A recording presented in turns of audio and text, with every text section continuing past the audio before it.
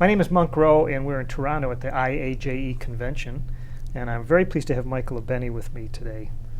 We were just talking about the challenge of trying to show people what you do in 50 minutes. Yes, it's very interesting because I'm so used to doing 2 and 3 hour seminars. Yeah.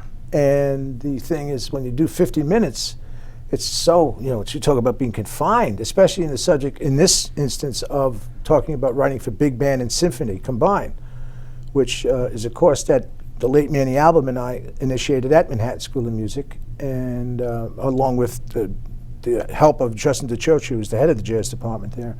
So you're talking about quite it's not talking about, we're writing for 5 horns, we're writing for big band. It's just so much more involved. And just the questions, trying to answer one of those questions could take 5 or 10 minutes, Plus, isn't it would seem like you'd be getting questions that you can't really answer until you work backwards and say, first you deal with this, right, before you can even deal with that. That's right. And the biggest question you get is, well, obviously, how do you get your music played? Which, coming from someone like myself who's basically self-taught, and the way I did it was, you write and you go out, throw yourself out there and try to hear it played by anybody. Who cares as long as you're hearing something played? Obviously, it's hard enough to sometimes do with a trio or a big band, much less now you're suddenly dealing with an orchestral thing. But a lot of the students, a lot of the people who have access, who are in universities, or even teachers or students, or who have access to people at universities, can certainly, or music colleges, there's no excuse for not really killing yourself and making sure you can get these groups together. Or even write something for string quartet. See how that sounds. Just get the sound of everything in your head. So, and it's hard to answer those questions. It's like, how am I going to become original? Oh, well, okay, here's what you do. It's how you become an original, Yeah. The days of people like Ellington having their own group to hear things immediately. Gone. I mean, that's gone.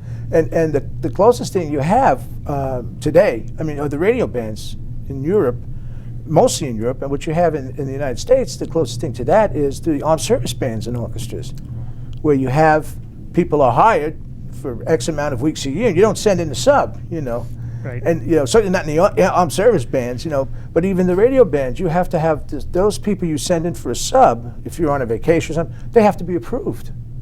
I see. So you just can't send. It's not like, well, it's a pickup band. So you have the advantage of working with a band that is there for 50 weeks a year, 48 weeks a year. So it really helps when you're trying to listen to your music, that's for sure. When you were young, were you one of those, let's say when you were a teenager, did you have a choice in your career, or were you compelled to just go into music? I was compelled, not through my parents, but it was self-compelled. Yeah. And I realized very young that I really wanted to be in music, and my whole family was basically in music. My father was very good, like a Freddie Green kind of guitar player. He had a big band, and his brothers all played. It was Italian, and so they were all barbers and string players. Or accordion. His father was an accordion player and string, mandolin, and everything. And my mother's side of the family, her brothers, one brother was a drummer, and another brother sang. He married a woman who was a hell of a pianist. Couldn't read a note of music, but was one of could hear something once and retentive, just bang, could play it. So it was always around. But I really enjoyed. I was actually writing and playing professionally at 15. So I graduated high school early, and I was playing with Don Ellis, the trumpet player, who this is before he went to the West Coast and started this big band of playing more Indian-oriented time signatures. But we had a quartet in the city, and I was playing there. I was doing some writing for some bands around in the city area, and I went to Manhattan School of Music at the time, which was then located on the east side of New York. It's not its present location, which was the Juilliard School. And I went for about a year and a half. I got in as a composition major. I wrote a string quartet and a piano clarinet sonata. I got into school. The so-called jazz education part of that time, late 50s, was really almost non-existent. So while I was doing that, I got a call from, I got to know Jackie Byard very well, wonderful pianist, who was on Maynard's band at the time, and was also teaching. Don Ellis was studying some with Jackie. So Jackie asked me if I wanted to go on Maynard's band. Of course, that was like the hot young band at the time for young players, a hot band for young film. I said, sure. Right. So I jumped on the band. I was, I don't know, maybe 17 and a half years old or something like that, not This quite was, 18. What year was this? It's a good question. I think I joined at the end of 61. I think the first record I did, it was Maynard 62, which was done at the end of 61. And I didn't have any charts. I think I might have had 1 or 2 charts on the first album. I don't even remember. I'm trying to forget some of those charts. Was that Three Little Foxes? That was record? right after that. Right after I think that? it was right. There was some more Fox numbers in. I Yeah. did a thing called Fox Hunt. Uh-huh. There was all this Fox thing going, seeping through the band over the years. 3 more Foxes, 3 Little Foxes, Fox Hunt. I see. More Foxes, less Foxes, Red Fox, whatever. Okay. Willie Maiden, was he in the band? Yeah, then? Willie was there forever, I think. Yeah. He was there forever. And then he went on to, he became basically like sort of the straw boss of Kenton's band Right. for a while. And Right. it was a good scene. It was a very good scene. Let me just go back a little bit. Was your family, was a strong Italian tradition, that kind of thing? Well, this is kind of the sad part. My mother's parents spoke hardly any English at all, or maybe none, I don't remember. And so when they were alive, my sister and the family spoke Italian. As soon as they passed away, everybody forgot about speaking the language. My father's father spoke fluent English, but he was born originally in Sicily, and then came to New Orleans where my father was born. So there was another whole Abene clan in New Orleans, and they pronounce it nice. They pronounce it Abene or Abene, which is really lovely. So, but the bad part is, and I travel a lot in Italy doing workshops and concerts, and it's embarrassing not to know the language. Didn't a lot of the immigrants kind of want to get into the American culture as much as possible and not keep alive at least the language? Yeah. I know. I should remember from what my father was telling me about his father. My mother's parents, they just came and they brought the tradition, with them. Mm-hmm. My father's father, I think he became quite, Americanized quite soon, right away almost, because I very rarely did I hear him speak Italian unless he wanted to curse at you or tell you he didn't want you to find out something, But generally, he was, Did any of the Italian melodies or that kind of music creep into your writing? I guess some of those melodies are so romantic, just so flowing and beautiful. At first, because the thing is, they used to have parties, and both families would get together and they'd party for 2 or 3 days, and not only play the tunes of the day. There was a big Benny Goodman influence at the time. So it was a lot of those kind of tunes, China Boy and those things. But also they would play the Italian songs, the Tarnatellas and all those. So it was there, kind of floating around. Because about, 3 years ago, we did a record with this very good singer named Anita Gravine. And it's called Jazz in the Italian Cinema. And we gathered up a bunch of the songs from Italian movies, we even used a couple of the melodies from The Godfather, which were really lovely, from the Fellini movies. A lot of these themes had to have some English lyrics written to them. We got permission and did an album like that. And the thing is, the melodies are just beautiful. We kind of put them in a jazz framework, and they work beautifully. But there's such gorgeous melodies, and I'm a big fan of the Fellini movies and De Sica and all that anyway. Uh-huh. So it was just really, it was a lot of fun doing the record. It was really a lot of fun. But that really, when you start doing those, you can say, God, those melodies are just absolutely gorgeous. Just absolutely gorgeous, It's not, you don't hear, it's not up-tempo heaven, at all. Everything is, which is nice. You don't need, but everything is just beautifully done. Was living in New York, this is probably a yes, a positive place to be for your craft? Excuse me. Well, I was born in Brooklyn, New York, and then when I was about, I think, 12 years old, we moved out to Farmingdale, Long Island, which is a very important part because, and the only reason we moved is my sister and her family decided to move. And the Italian thing is, your kids go there, you got to go. You can't, we can't, it's not like you're oceans away, Okay. It's not so we wound up moving to Long Island. Of course, I'm thinking, what a drag. I'm thinking I'm trying to play. And then, So I was in a school called Farmingdale High School, and the band director was a man by the name of Marshall Brown, who was probably one of the foremost, beginning of the jazz educators, along with people like Clem DeRosa and John LaPortas and others, on the East Coast, we're talking. Yeah. And he had a high school band that we had John LaPorta and Lou Mucci, who played lead trumpet on a lot of the Gil Evans and Claude Thornhill. Marshall would get those guys in to tutor the band. And we'd have he would take some stock arrangements and doctor them up and change them, and then we'd have LaPorta would write original stuff for the band. So we're doing jazz festivals and we're doing all the dances. So the school got bugged because we were getting notoriety as a jazz band. Oh dear. So the bottom line was, it was a combination. Marshall was fired and then he quit, Then he went on to start with George Wein and the Laurellards, who were running the Newport Festival, a thing called the Newport Youth Band, which was musicians auditioned from all over the greater area. You had to be a certain age. So basically in that band, the drummer was Larry Rosen, the R of GRP Records. Eddie Gomez is the bassist. Another wonderful bassist, Herbie Micken, is one of the great bass teachers in LA. Eddie Daniels, Ronnie Cuba, baritone player, myself, Jimmy Owens, trumpet player. So, we had a hell of a band. And we had all music written for us. Bill Holman, Ernie Wilkins, Quincy, Bill Russo. So we had tons, all this original. And I started writing for the band at one point. So it was a wonderful experience. Also learning how to rehearse a band too. Again, John LaPorta and Lou Mucci would come in and rehearse tutor the band and phrasing. So you talk about jazz education, my God.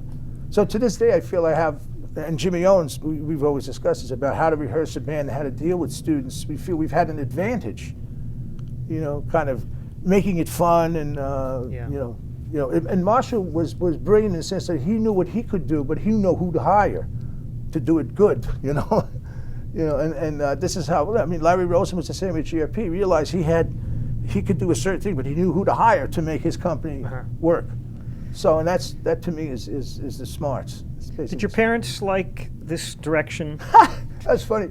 Well, they liked the fact that I was playing the piano, but when I really started to get serious about it, they got a little panicky, because my father would play gigs, get home at 4 in the morning and open up the barbershop at 6. So, of course, my mother said, look, it's got to be this or that, So it was, it was a little nerve-wracking there for a minute, when I started to really get serious about it, especially when I went on the road so young. Right. So that was really panic set into the whole family, that whole family line, man. But it cooled out, It cooled out after a while. Because they thought I was serious. It wasn't like one of those things, well, I think I have nothing else to do, so I'm going to go on the road for a little while, What was the road like at that time? Well, it's funny, because my big thing on the road was with Maynard's band. I really wasn't, I didn't go through a lot of bands because I was so involved in the writing end of it, But with Maynard at the time, it was funny. It was like 2 station wagons and a panel truck. And you'd have basically, and it was a smaller band. It was like 4 reeds, 2 trombones, 4 trumpets, including Maynard, and 3 rhythm. So you'd have usually the band boy and 1 guy would be driving the panel truck, and the rest of us would be split up into 2 station wagons. Which, if you ever ridden with 5 or 6 guys in the station wagon, 600 or 800 miles, it's not. So to this day, I could sleep bolt upright, on a train. My wife did, on a train or a car, I could just sit bolt upright. And it looks like I'm looking at you, and I could be asleep.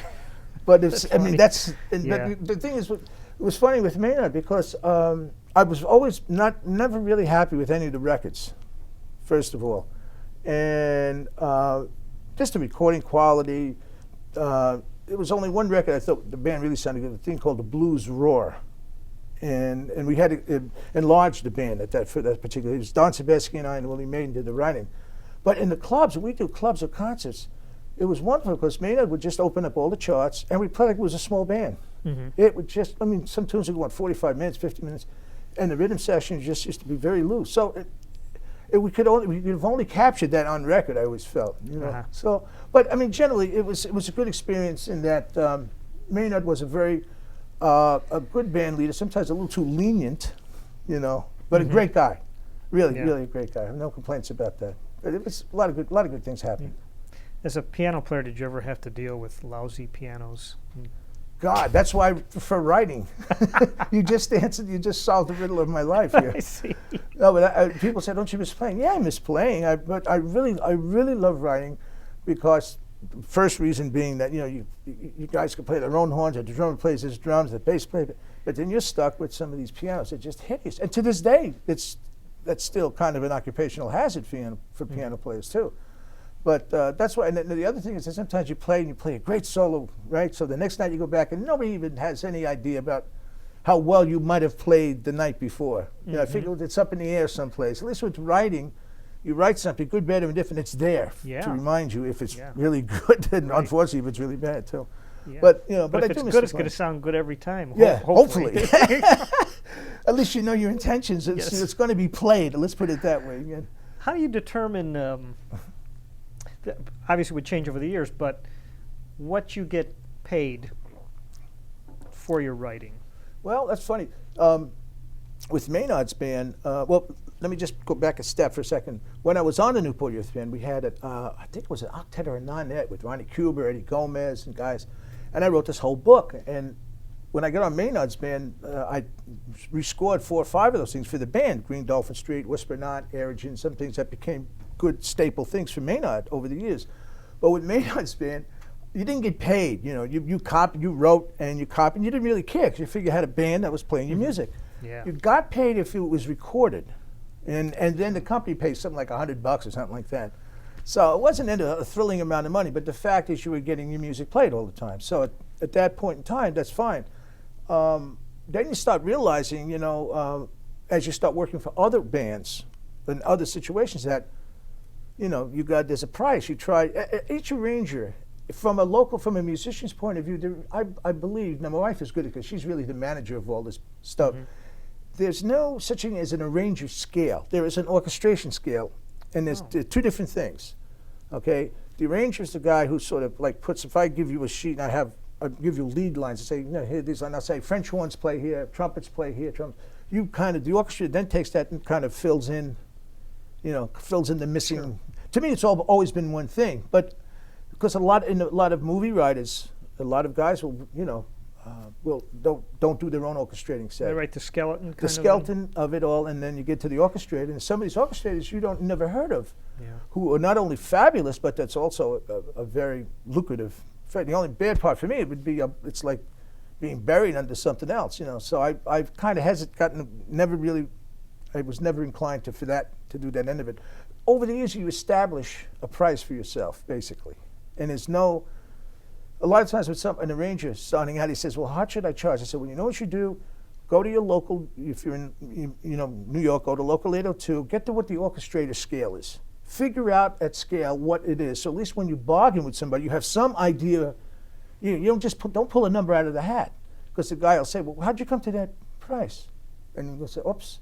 So at least if you know, say a chart at scale is $500. So you're asking $700. All right, so you have some kind of a gauge. You know, he says, why can't we pay $150? So now you have to decide, and we've all done this, if you want to do that job. How important is that job for you to do? You know, to this day, I mean, I don't care who the writer is. You know, there are certain jobs you do that pay more, you know, will pay your price and can afford to. Then in some situations you really want to do a particular project and they just can't afford it. It's a budgetary thing. So you decide, oh, it's not worth it. I don't want to do it. Or you say, well, it's a very important scene. It's a wonderful orchestra, a wonderful band, and there's other far-reaching things. So I mean, I really feel that goes on to this day. You know, like when I do stuff I've done stuff for Liza Minnelli over the years. So of course, you know, you're talking a whole other thing. Then when I did stuff for Mel Lewis for the Vanguard Orchestra, now you know there's quite a difference as far. But certainly, when Mel talked to me about that, sure, man, I'd love to do some stuff with the band. We didn't even talk about money. Right. You know, I mean, now you're talking about something else now. Yeah, you're talking about thinking of the people in that band playing your music for one thing. Come on, there's no comparison. So for somebody to refuse that on the basis of he's not paying me my, you know, X amount, the guy's in the wrong business. Yeah. You know, right. Definitely in the wrong business. Certain things you do for the love of it, right? Oh, man.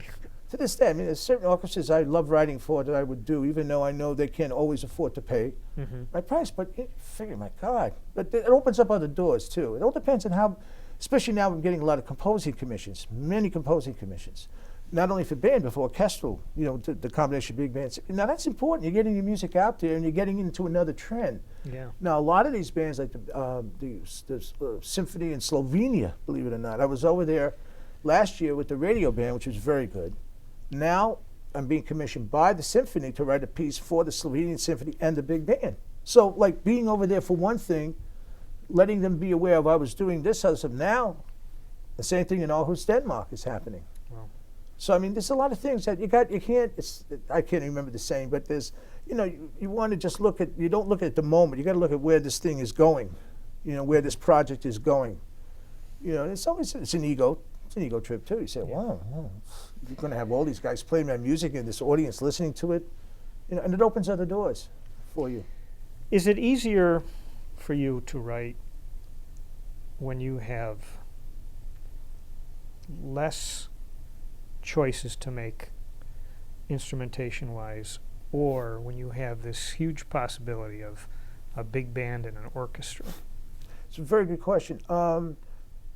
It's variable. It all depends. Some pieces fall into place a little easier. It's hard. Sometimes I've had more trouble figuring out what to do with a band than I do with a full orchestra, and or vice versa. There's no set thing for me on it, and I'm generally working on 2 or 3 pieces at one time. So like if I run into a roadblock on one, I start working on this, and sometimes something will ring a bell working on this piece for this piece.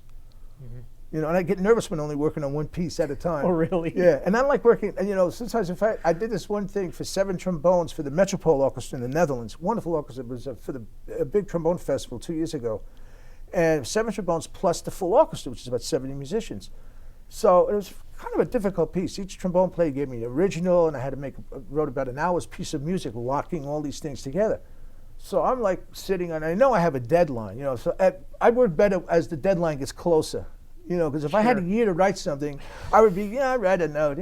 Next thing you know, it's like 3 months away, 2 months. Then finally, wham! Something happens. I start clicking in. It kind of forces me. Yeah. Which is sometimes, I know some guys can work like this piece for the Slovenian. Now it's November 20th is the concert next year. So I know right now there's no way I'm even thinking about it at this point, and that's generally because I'm trying to get these other things done. And at some point, as it gets closer, I have, I know who the strong soloists are, I know all the doubles, so I know what I'm looking at, and I know the band. So as things get a little closer, maybe 2 months away or 3 months away, I'll start to zero in on it. And my teaching in Manhattan School of Music is now up to like 4 days a week. It started off as 1, then it was 2, and I'm also doing with Jim McNeely and I are the music directors of the BMI Jazz Composers Workshop. So I'm in this, and I live out of the city. So I come in, I'm in the city 4 days a week, and I try to keep the weekends for writing. So it's like I'm really, some serious discipline going on. It doesn't look like it sometimes. You have your own room at home. Where I have an office down in the basement. Yeah. We converted, and that's where both my and my wife's office area is. And I don't even write. I have a really nice Steinway Grand upstairs, which in the living room, which I hardly use. And I use a Technique's basic piano sound to write on downstairs. Yeah. And I write longhand. I don't use the computer. Much faster writing longhand than I would if I had to try to learn this whole computer system there's right something now. about writing notes which just is cool. That's what, I like yesterday when I did the clinic, I brought in all these extras. The guy says, "How come you don't use Finale?" I said, "Well, if I use Finale, I said I'd still be on my first chart." You just tell them it's Finale, but it's a special font. It's a special font I have. It's the Abene font. That's funny.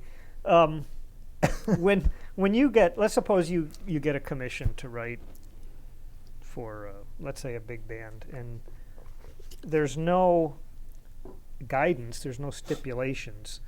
You can write something totally original. Where does the initial idea come from for you? Well, it happens both ways. Sometimes they will give you a specific, they'll say, well, I want you to write a piece for trombone, or I want you to write a piece to feature. Now, one piece I'm working on now for the Metropole Orchestra, again in the Netherlands, is to feature their brass section. It's a closing piece for a big concert in Tilburg in the Netherlands in April. So, all right, so now you know where your focus is, particularly. Now, what they want you to do, the piece is right now it's looking at, it's going to be a through composed piece, and either very little or no improvisation at all, okay?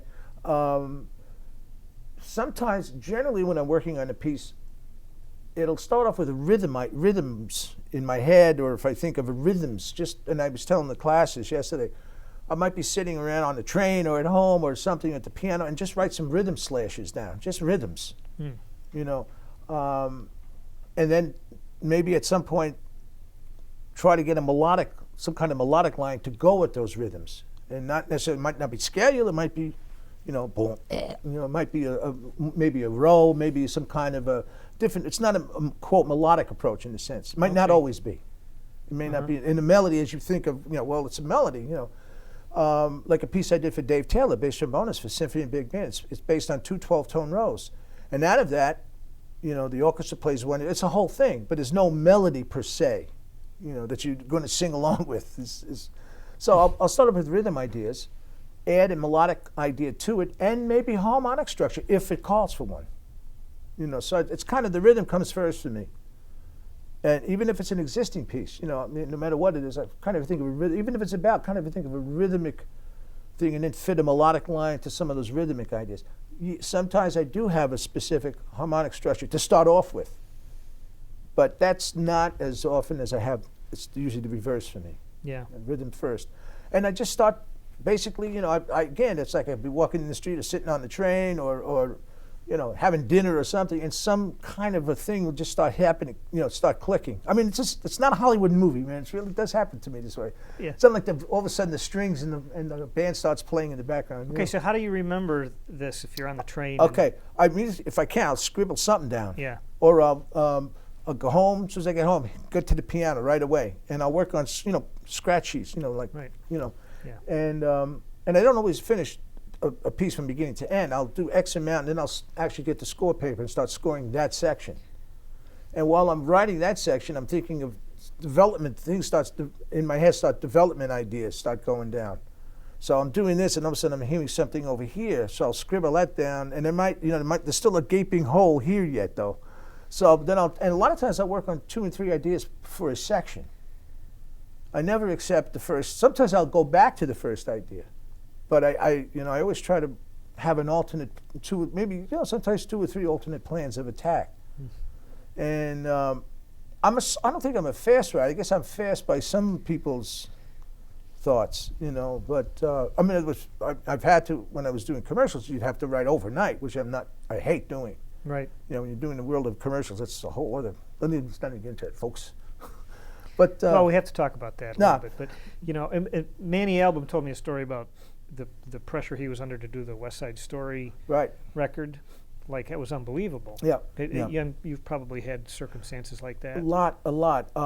The most pressures I've had, basically, one of the things was usually when we write for Liza, that was always a lot of pressure, and we always had good writers: Sebesky, myself, Ralph Burns, Byers. You know, I mean, it was a great. I mean, it was like an education just hanging with those guys. Yeah. You know? So, but there was always a lot of pressure there because, you know, by the time you worked with Liza and you wrote the chart, she's already decided she wants to make changes all over the place. So you'd be running, you go over here, so, you know, you got 80 bars, you got to go home at night, you got to write it overnight, you know, then you go back, oh, you want to change something, you go back again, you know, and there was one particular series she did where she normally would carry a 12-piece band, but she was also doing symphony work too. So we had to do a chart for the 12-piece band, same chart for the symphony, and then another version of symphony including saxophones. So every time you fixed one piece, you had to fix it for the other, you know, and it was madness, man. It was insane. My wife will take it. She between, I think, me and Sebesky, we had every copyist in New York working the whole summer, man. This is a few years ago. And it was, I mean, you know, it was lucrative for everybody, but it was maddening. But that pressure I'm not crazy about. The other pressure I found is when I was doing commercials. Because you always get a commercial. It's always the night before. You know, it's always the dates. You know, you're writing all night because the date's at 9 in the morning. Okay. You know, when I first started doing commercials, I would do this was in the 60s, I would do like a spot. We would do a spot in the morning. Then in the afternoon, before the spot in the afternoon, I would be writing the spot for the next morning. And then we finished the spot in the afternoon. I'd wind up writing the spot for the, you know. So you were pressure. One ahead. Yeah, one ahead. Or one behind. Oh, one ahead. I always felt like I was always one behind. Yeah. You know? But that was crazy. That's wild. And most of those were, at that time, a 60-second commercial was a reality. Oh, yeah, 30s and 60s. I mean, that was basically it. But you'd have so many Meetings. I mean, I'd have more meetings for a 30-second commercial than I'd have for a record project. Oh man. You know, it was just nuts. But at the time, the hip part about it was at the time that I was getting involved in studio work, it was the transition from one group of players to the guys like a Steve Gadd and Will Lees and Randy Brecker and George Youngs and all these. It was like Ronnie Cubas and it was a whole Jim Pugh, Dave Taylor's. We were like the new group of guys. It was kind of interesting, some of those sessions. But when I started, the Beatles were still together. So everything, you know, when I started, everything you wrote, you had to be like sort of a Beatles sound. You know? Really? Yeah, that was the hot thing. Or Rolling Stones, but Beatles kind of thing. And still, and Jackie Kane and Roy Crowell, we did commercials. Right. Did sort of like that kind of sound. That was still kind of in vogue. You know, that kind of wordless thing. And, but the good thing about it was like a paid education as far as being a writer, an arranger, orchestrator. Because you'd be doing instrumentations that you would normally not be dealing with, you know. But the best thing was I started writing a lot more for strings. Yeah. That was the good part about it. But one day you'd be writing for like a big band. Next thing you'd be writing for 4 tubas and a piccolo or something. So there was no, you know, there's no rhyme or reason from commercial to commercial. Well, how much input did you have? Like an ad agency would come to you and say, "We have to do an ad for toilet paper." Did they? Was it your job to think of a melody? Okay. I worked with in a music house with this guy who started a music production company. So he would basically write the melodies. He would show them to me, and maybe I'd fix something here and there, and then I would orchestrate. Okay. So yeah, when I went to this other music house, which the staff was J.G. Johnson, me, and Tommy Newsom, which was a great staff, man. You know, Can you imagine us all in one building together? It was great. There I was in charge of composing, because the guy who ran the studio, he was the business end. He didn't do any actual writing. So I would be composing more melodies. But, you know, again, you know, they give you an outline, a storyboard to work with, and you start writing, like you might write 5 or 6 little ditties.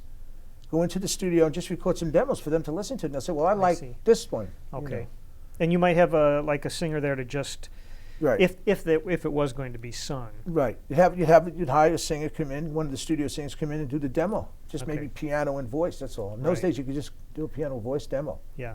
You didn't have to anything like elaborately produced as a demo. Yeah. So, but the other good thing about it is that I got into scoring to film, you know, post scoring, which was a lot of fun. And I never really followed it up. I mean, I would love to at some point in my life gotten into writing for movies. I did, you know, a lot of stuff for commercials. I did a TV movie. I did one small budget movie film for the theaters here years ago. But that was fun, the writing for strings and the post scoring. You know, that was what I'm saying. It's a paid education, and you have to look at it that way. Okay. You know, it's not a lot of great music. It was a lot of, socially it was a lot of fun at the time in there, because there's all these musician hangouts, so the guys would all hang out at places, you'd see everybody. So that was fun, which it doesn't exist anymore in New York. I see guys who are my neighbors, I see them in Europe.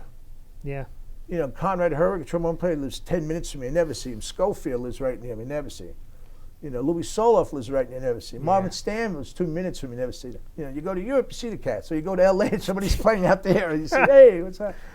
So that's the kind of sad part about it. There's no there's no place to hang anymore. Yeah. For all the guys. Just before we move on here, can you any commercials that might ring a bell with us? Oh God! I know you've done many. I haven't done but I haven't done them in well over 25 years. But I did do like stuff for the original Fifth Dimension. For was it Chevrolet and Jello or something? They did some stuff for Ella Fitzgerald for McDonald's, was it? She did a whole thing, but I did like a bassy kind of Ella thing. Wow. And then we did some bassy Joe Williams type things, except we couldn't get Joe, so we used Grady Tate.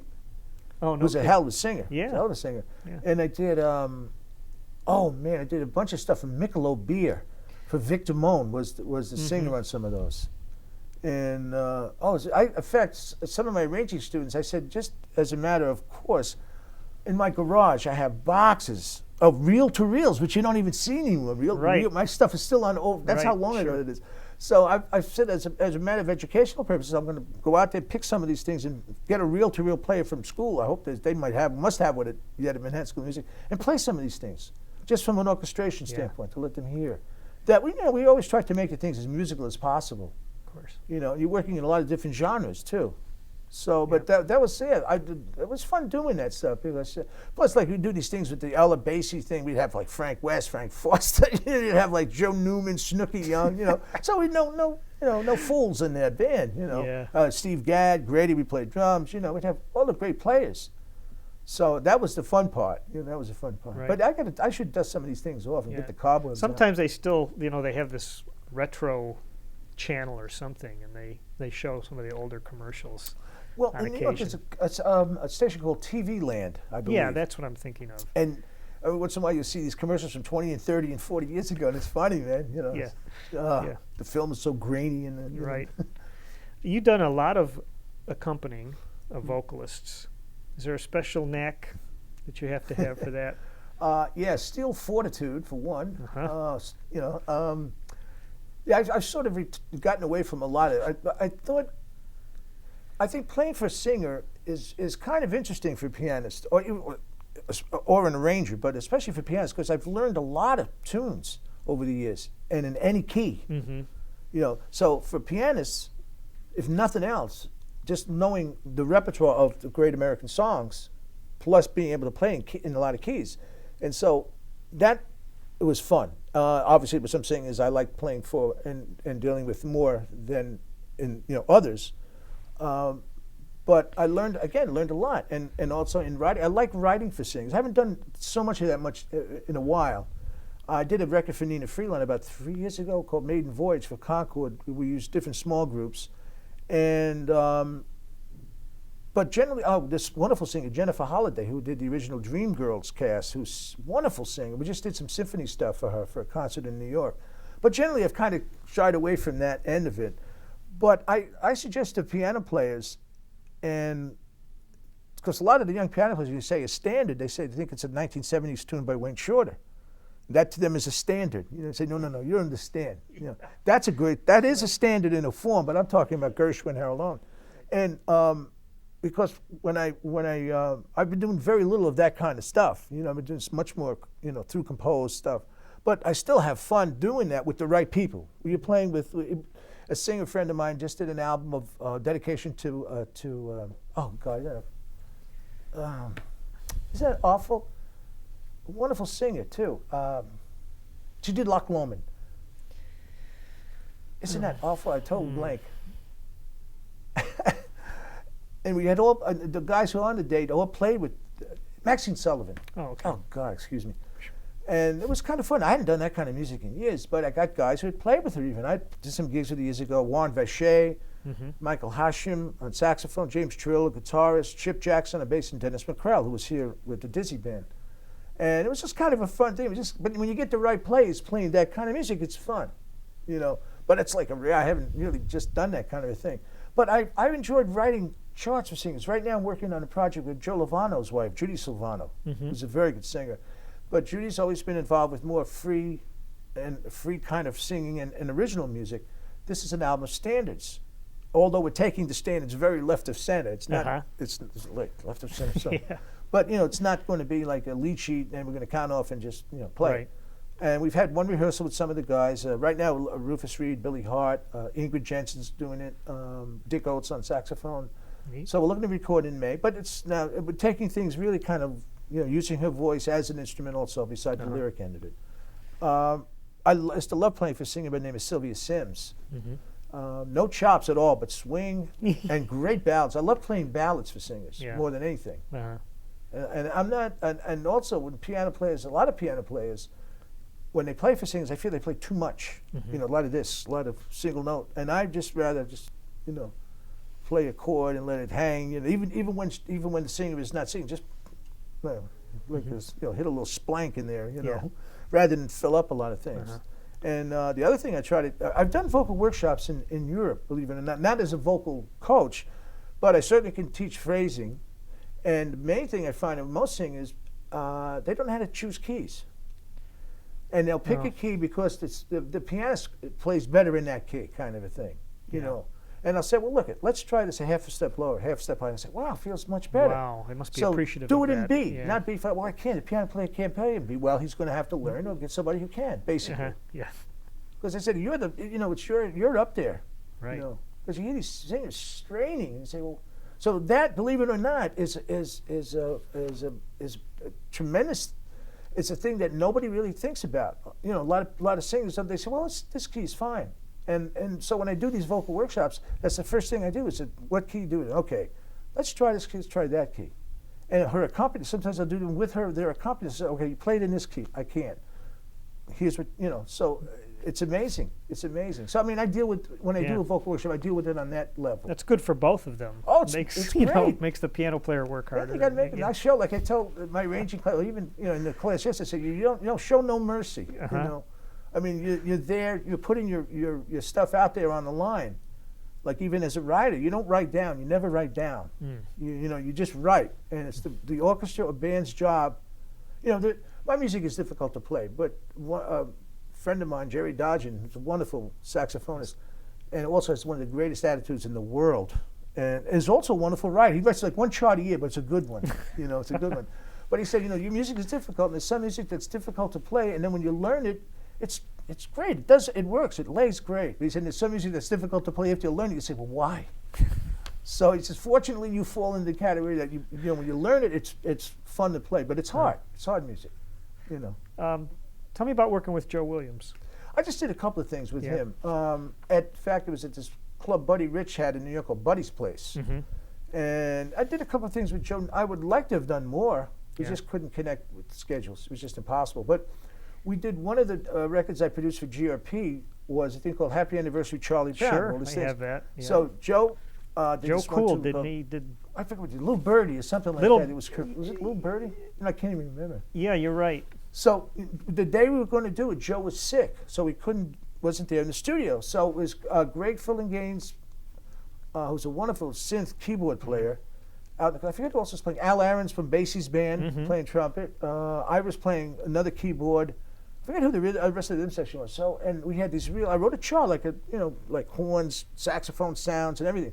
So Joe comes in like a week later, and boy, he sounds great. And so I get a call from John Levy, his manager. He says, Joe wanted to see if he could use that chart he's doing the Tonight Show. I said, well, I got to tell you, I said, that was all synth sounds, all those sax. He says, wow.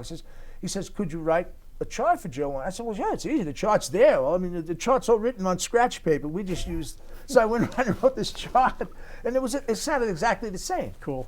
But it was funny because he said, and it was sounds were really terrific. If you played that, you would have no idea it was like emulated, like saxophone sounds or brass sounds, except for the live trumpet and live rhythm. But Joe said, man, that was killing. So John said, well, could you do the chart? I said, yeah, the chart's all there. Just have to write it out for the live horns, man. You got it. Yeah, now I'm an orchestrator. So that was great. But I played from, Barbie Cranshaw got me involved with Joe in a couple of things. But it was fun to play behind. You know. But Norman Simmons owned that gig. Owned that gig. Sure. Well, Joe helped us actually get this whole project started. Actually, I didn't know that. He's He's a a very great good guy. I mean, just a kind man. I felt. Yeah. Really kind.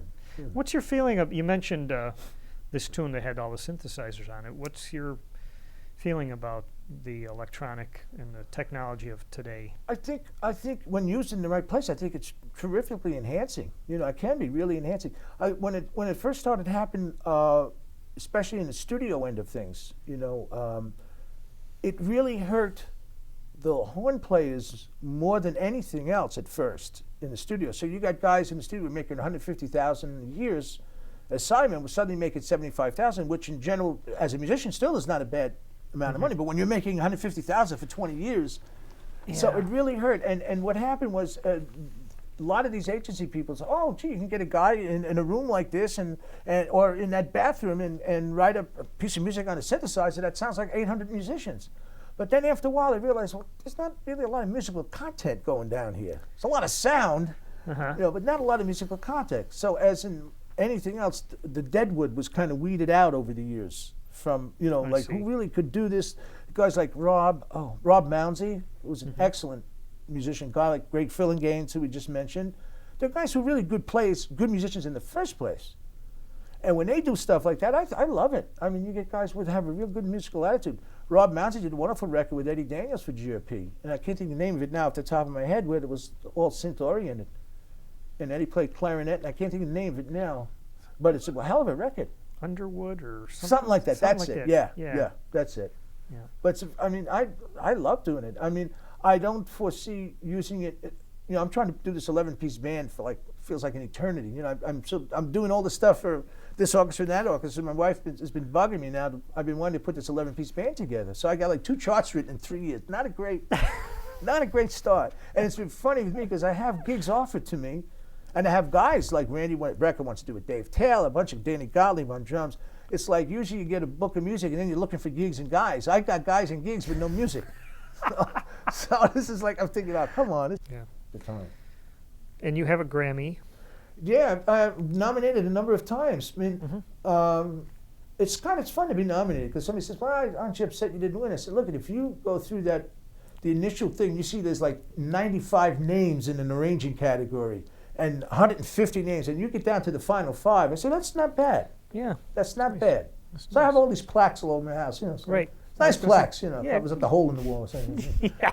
No, but it's fun to be nominated. It really right. is fun to be nominated. Cool. And you know, but you know what it is when you see those names. It's like the zillions of names that they throw at you in the first place. So that's why I say, nah, it's fine. It's fine. Now I think next year it's in New York, which I always felt they should alternate years. You know, so I think it's in New York next year. I'm not even sure. Or this year. We're in this year now, aren't we? Yeah, I think it's in New York. It would be this year. Yeah, I think it's this year. Yeah. But it's nice. It's nice. And it was great because GRP really they had a great promotional department too. So they did all the work. You know, a lot of times, you know, you have to do it yourself a lot of times to get it out there. But they had a great promotional department at the time. You ever have trouble with bad copyists? Oh yeah, well, my wife started copying music out of desperation years ago because of that. Oh. She was in watercolor. She's a very good artist. And my scores when I tried to write parts, it was horrible. My penmanship went from clear score to like ugly parts, you know. So she started copying, and she became one of the busier copyists in New York City. And she would do my stuff, not only my stuff, but she did a lot of stuff like for Sondheim, for Broadway, and she would do a lot of those kind of things. You know, she was working through an office that would do all the Broadway stuff. And plus recording dates. And at home she would work on jingle dates that I had or record dates of my own. She would do that at home. And sometimes she'd have to give it out in the office because it was so much. Like with Liza, you'd always have to have at least 4 guys ready for Liza because there's so many changes and things going on. But she did it out of that, and she did it for years. You know, and then she taught our youngest son how to hand copy, but he copies off the Finale program. But he was copying stuff for me on the album and myself, and he's just doing some stuff for Schofield for something. I don't know what he did. And he did for Billy Taylor's book, did a book, and he had Justin do the illustrations for him in his book. You know Dick Sudhalter? Yes. Dick Sudhalter's new book on Hoagie Carmichael. The music illustrations, and then Justin copied for him. So, I mean, so he's doing it. Right now he's copying some symphony stuff for me, you know. Do you write your scores, are the individual instruments transposed? Yeah, I write transposed scores. I try to teach students in my arranging class and also my composition students. I've never written a concert score in my life, and it's really hard for me to read one. It's easy for me to transpose score. Isn't that interesting? Yeah, because I hear the instrument. You know, by the time my pencil gets to the paper, it's already in the other key. It's so you can look down vertically. Yeah, down beat 1 of a certain measure. Yeah, and I'll find it a lot faster than I would if it was concert. Really? Wow. Yeah, it's just that my feeling is that when you're writing in the key of the instrument, you start concentrating on the sound of the instrument more. Yeah. And also you see the way it actually lays on the horn. Yeah, you're gonna avoid, you know, because you can run into some serious problems, especially in the reeds, you know, because the baritone in a concert score, the baritone would be written in bass clef, and the tenor parts are sometimes alternate between treble and bass clefs. Yeah. But I've run into more problems with the saxophones. You know, they'll write a note and I'll say, well, that's concerted, right? I said, well, that note doesn't exist on the alto saxophone. Right. You know, to write like a high C concert. Yeah. And I'll say, well, that note doesn't exist. Now, if that was a transposed note, then that note exists on the alto. Yeah. So, I mean, there's a lot of mistakes like that happen. So I figured that can be avoided if you start putting it down the way it is on the paper. So I always try to, initiate that. But I told a lot of the students now working on the computer program. So I say, but it's not really fair. You press the E flat button. Yeah. And so that's not the best way to learn how to do this. Yeah. But plus, the computer's not. Well, I don't know. not Maybe infallible. it does now. There's problems because I know my son when he copies sometimes. He'll recheck stuff and it'll lay out things in a rhythmic way. If he's not careful, it'll kind of do its own thing here. Right. Take over the band. It'll tweak it wrong. It's like, don't do that. No, but no, I write my scores and I write longhand on the scores, obviously. Don't you hate alto clef? It's all the same to me at one point. The funny thing is when I write for students, for some reason the hardest instrument is the viola. Yeah. Sometimes, And I'm thinking, wait, now I can transpose like any instrument, man. But why do I sometimes have trouble with the viola? Years ago I was one of the unsung heroes of jazz composing for me was Gary McFarland. And Gary and I wrote with Gary when he used to have a company called Sky Records years ago. So I would write with Gary. If I was hung up with something, he would conduct my session, vice versa. But he wrote concert scores, and it would drive me nuts when I had to answer a question. I'd look at the note, I'd say, "Wait, I'm hearing it in another key. Hold it, stop." Man, I have to think about it. He says he never wrote it. He says you can't write a transpose score. Yeah. But also, I tell students when you get to the point where you're having someone copy your music, if you give a copyist a transpose score, he's going to charge you a concert score is going to charge you 50% more scale. Oh. So I said, if no other reason. When you're in that position financially, sometimes that gets people's attention. It's like that gives you an incentive to write transpose scores. Wow. Gary would drive me nuts like that. But that was a great scene. The guy did Grady Tate's first vocal album, "Windmills of Your Mind." I did one side and Gary did one side, and it's still one of Grady's favorite records. But it was a great association with Gary. I really loved him. But nobody knows about him anymore. This is probably a hard question, but any musical disasters come to your mind that you've had? I'm always thinking of impending disaster when they finish a chart. Anyway, it's just sometimes I guess there have been some times with certain artists. I don't know. I tell you the worst disaster I remember having was, and it was on a jingle date. It was a post score, and it was like a 40-piece orchestra. Post score meaning scoring to film, and so all your cues have to line up. So when you're doing you're working on the movie, if somebody picks up a cup of coffee, puts it down, you want to catch that, or everything has to be like a cue. Okay. And cues are working great, man. I'm in the office and I'm writing this charts, everything's falling beautifully into place. I show it to the guy whose job I'm doing it for. Oh man, great. Do the scoring, get in the studio, we run the thing down, record the track. The client loves the track. We play back the film, and the cues are off. I'm saying, wait a second, this is not. So the editor, film editor, he says, oh yeah, listen, I had to move some frames around in this. I said, no, you can't do that. You can't just move a frame here. You move a frame here, something gets off here, and you move that, something. So by the time he was moving a frame here and a couple of frames here, everything was just enough off. So here I am, I'm thinking, oh man.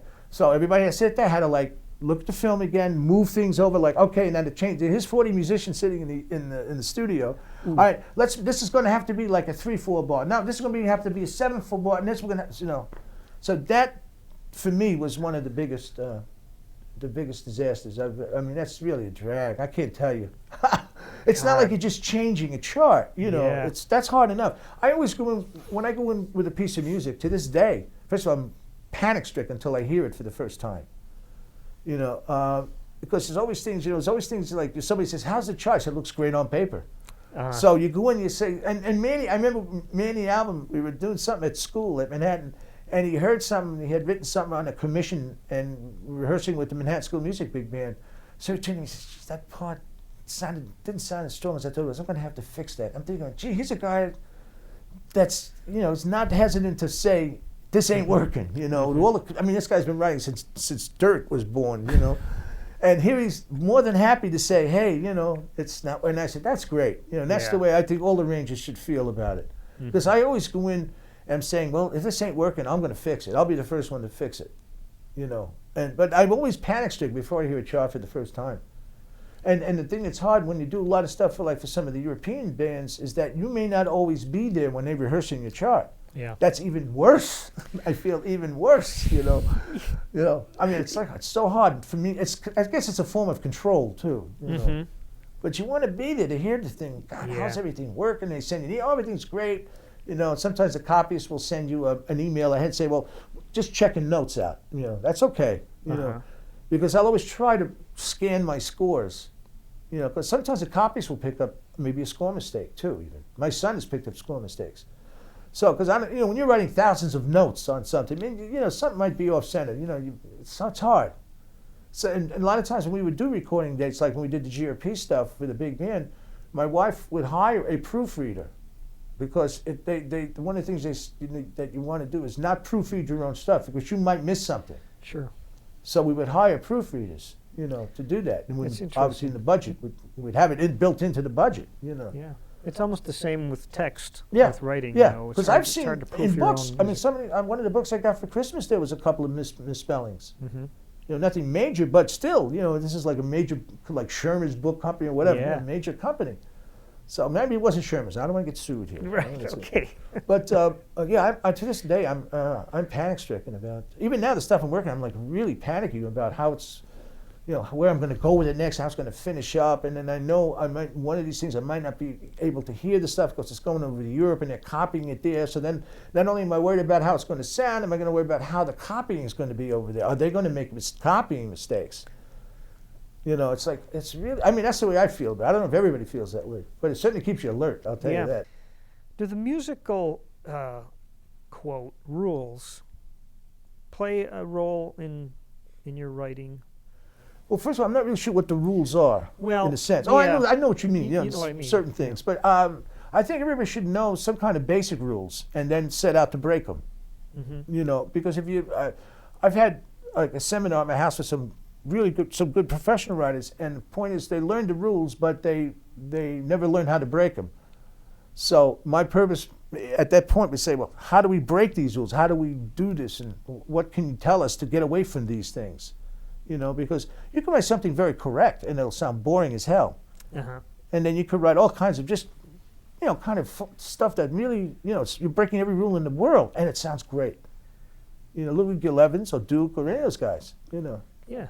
So, George Russell was one of my favorite writers, So, there's a lot of, it's just up to it's like in the BMI class, somebody asked Jim McNeely and I, well, how do you be original? It's like, what do you mean? He said, well, first of all, everybody starts off by stealing. Neely said, he says you start off by stealing. You don't maybe say it in those terms, but it's the influences. Yeah. And then you take all these influences from whether you're a player or a writer, and you kind of, hopefully, it fuses into something of your own at some point in time. But you don't start off, I've listened not only to classical music, but somebody said, "Who are your favorite writers?" I don't know, man.